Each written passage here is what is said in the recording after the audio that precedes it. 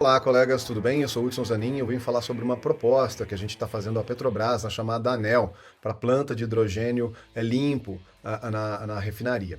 Então, a nossa proposta de valor é utilizar uma comparação entre duas plantas. Uma planta que a gente utiliza o processo de produção do hidrogênio convencional, né, pela reforma a vapor, e faz um processo de captura do CO2 produzindo nanotubo de carbono, que é um material que tem altíssimo valor agregado na ordem de US$ 300.000 por quilograma.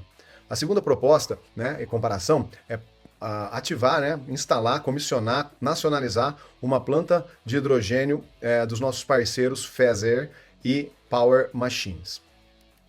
Então, essa é uma parceria da Unicamp com o Eldorado para a proposta para a Petrobras, junto com a FESER e Power Machines. Vamos lá.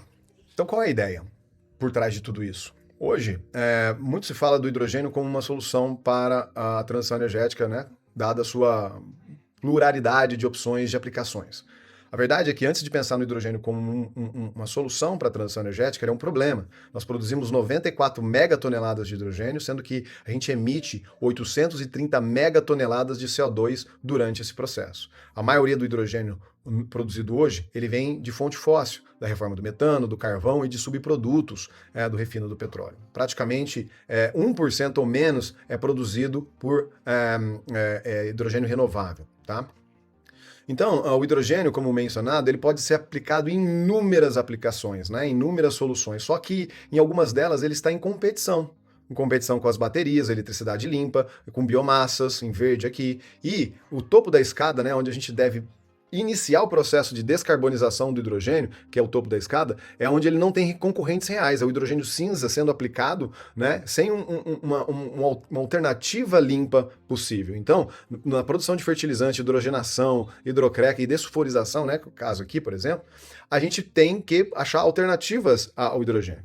Então, se a gente usasse toda a eletricidade que o ser humano produziu a partir de solar e eólica no mundo, a gente não ia dar conta de produzir só o topo da escada. Então, a gente ia precisar de 140%, ou seja, 40% a mais do solar e eólico que a gente já produziu nesses últimos anos, só para resolver o topo da escada. Então, esse é o grau, é o nível, né, é o tamanho do problema. Se a gente resolvesse atuar na segunda parte da escada, né, shipping, produção de reagentes químicos, aço renovável, armazenamento de longa duração, então era 400%, 4 vezes a eletricidade solar e eólica que a gente tem no mundo hoje, tá? E aí tem mais um detalhe, só 30% da eletricidade do mundo é renovável. A gente tem 70% para ir. E renovável aqui, não estou falando de solar e eólica, estamos pensando no hydropower, que é a maior fonte de todas elas. Então tem um longo, longo caminho para ir ainda. Então a produção de hidrogênio verde está em competição com todas aquelas outras frentes. Está em competição com a própria produção, a descarbonização do setor elétrico mundial. Com todo esse problema, nesse grau de complexidade, oportunidades surgem. E uma das oportunidades que eu gostaria de destacar aqui é o seguinte: existe a necessidade da gente descarbonizar o hidrogênio. Não quer dizer que isso aí vai ser feito com hidrogênio necessariamente verde. Por quê? Será que a gente tem capacidade de produzir no mundo inteiro todo o hidrogênio verde necessário para resolver o topo da escada nos próximos anos? E lembrando que essa produção de energia do hidrogênio verde está relacionada com produção de energia limpa, renovável, solar e eólica, que estão no processo de descarbonização das matrizes elétricas dos países. Então, qual que é a nossa proposta aqui para tentar achar uma forma de fazer isso aí de uma maneira diferente? A gente pode partir do gás natural, como é feito hoje em dia, fazer o processo de reforma do metano, produzindo hidrogênio e CO2. Isso é como é feito atualmente. A gente não muda nada nesse processo, nada na capacidade instalada. A diferença é que esse CO2, que muita gente aventa sobre a possibilidade de enterrar esse cara aí, a gente não vê muito sentido ter que levar lá para uma região distante, por exemplo, lá onde fez a extração até do próprio gás, lá no pré-sal novamente, tem um custo de transporte, compressão, de desprendimento desse gás, ou se tivesse que fazer uma nova perfuração para enterrar esse cara, você também tem que garantir que esse CO2 ele vai, de fato, né, reagir com carbonato, por exemplo, e se manter estável lá dentro, você tem que ficar monitorando esse processo. Não é uma coisa trivial, não é uma coisa que é fácil, não é de graça, né, custa caro. Então a nossa proposta de valor é que a gente produza através desse CO2 em loco o material de alto valor agregado de carbono, por exemplo, como o nanotubo de carbono, que vai ter uma baixíssima pegada de carbono, até depende de como isso tudo vai ser avaliado, do berço ao túmulo, né? Você tem processos de escape do metano ao longo de todo o processo, mas pensando que esse cara que seria emitido para a atmosfera, e aqui a gente está fixando esse material de carbono no material extremamente estável, que se você jogar no ácido sulfúrico ele fica, né? Os materiais de carbono são especiais. Por isso que eles têm um alto valor agregado, porque ele tem propriedade superlativa, condutividade eletrônica muito alta, condutividade térmica muito alta, capacidade de corrosão altíssima, né? Extremamente resistente à corrosão, por exemplo, propriedades eletroquímicas e assim vai. Aqui a gente pode falar um pouquinho mais desse processo, para entender como ele é altamente escalável, né? Basicamente, a gente tem dois eletrodos, tá? Com esses dois eletrodos, a gente põe uma diferença de potencial com um sal no meio, um carbonato de lítio. Esse carbonato de lítio ele é amplamente utilizado no processo de fabricação de baterias. Então é um material que se tem em produção em volume baixo valor. Então você coloca entre esses dois eletrodos de metal, aço inox, por exemplo, ou Iconel, geralmente é stainless steel, né? Aço inox. Aplica uma diferença de potencial entre esse sal e esse nanotubo é crescido, ou seja, você transforma esse carbonato aqui em carbono, emitindo 2 e liberando ali 2, ó. Tá? O problema no passado é que a gente não conseguia separar isso aqui muito bem, isso aqui virava uma mistura terrível de separação. Então foram desenvolvidos agora processos já que estão bastante avançados, né, que você aplica uma diferença de temperatura aqui entre os dois, e aí você separa, né, o sal fundido, o Li2, ele separa muito facilmente do nanotubo de carbono, então você consegue separar esses caras aqui, né, e produzir em grande volume já.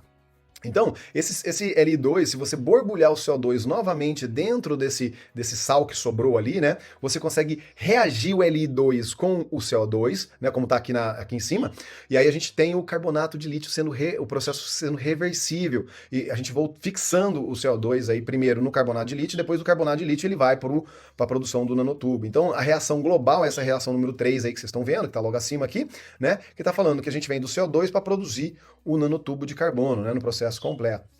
Isso é muito interessante, porque enquanto o gás, o hidrogênio, a gente pode alcançar valores aí na ordem de 2, 3, 5 dólares por quilograma, o nanotubo de carbono a gente pode alcançar valores na ordem de 300 dólares por quilograma ou 300 mil dólares a tonelada. Então, a proposta aqui é encontrar uma forma de produzir volume, tá? Volume de gás, de hidrogênio, e com isso, né, garantir que o CO2 que é produzido no processo seja de fato fixado de alguma forma que não escape, né? A produção desse nanotubo de carbono é extremamente estável, esses materiais. São usados, por exemplo, em Fórmula 1, usado em aeronaves, vários tipos de fibras de carbono é possível fazer, tecelagem com esses fios, né?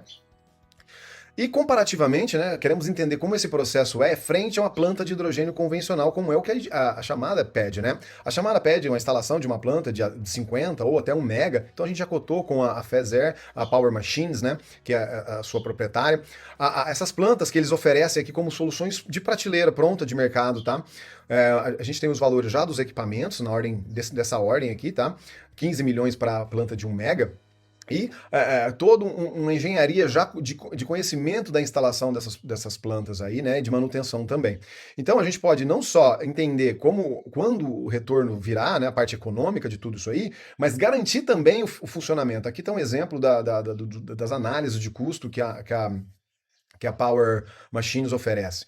Então, a oportunidade que a gente tem é de nacionalizar, integrar esse sistema, aprender como fazer ele funcionar e fazer uma comparação com esses outros métodos que têm capacidade, talvez, de ampliar o volume ou de modificar muito pouco a planta atual, como está aqui, por exemplo, na Replan, tá bom?